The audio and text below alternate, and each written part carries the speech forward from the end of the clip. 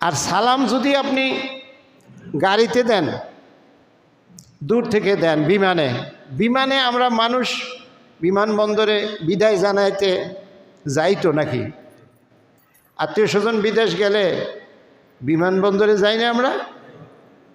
তা এখন ফ্লাইট তো অনেক দূরে, আর বিমানবন্দরের যে বহির্বিভাগ এটা তো অনেক দূরে।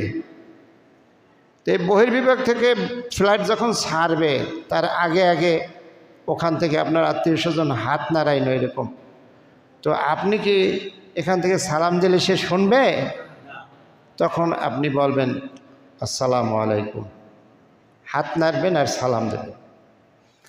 আরেকজন মানুষ কানে কম শোনে, কি শোনে?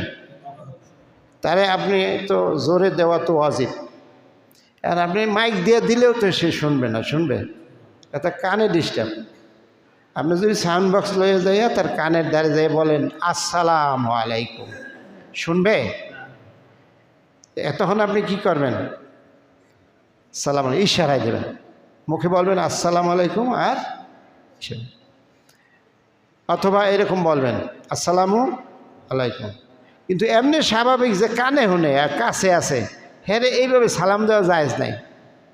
এটা তো হলো প্যারেড, স্যালুট, রাষ্ট্রীয় বাহিনী, মিলিটারি, পুলিশ, বিডিআর, হেরা পায়ে একটা লাথি দেয়, হাতে একটা সালাম দেয়। এটা সিস্টেম না, এটা প্যারেড সিস্টেম। ইসলামের সিস্টেম হলো মুখে বলবেন আসসালামু, হাতটাতে উঠানোর দরকার নেই।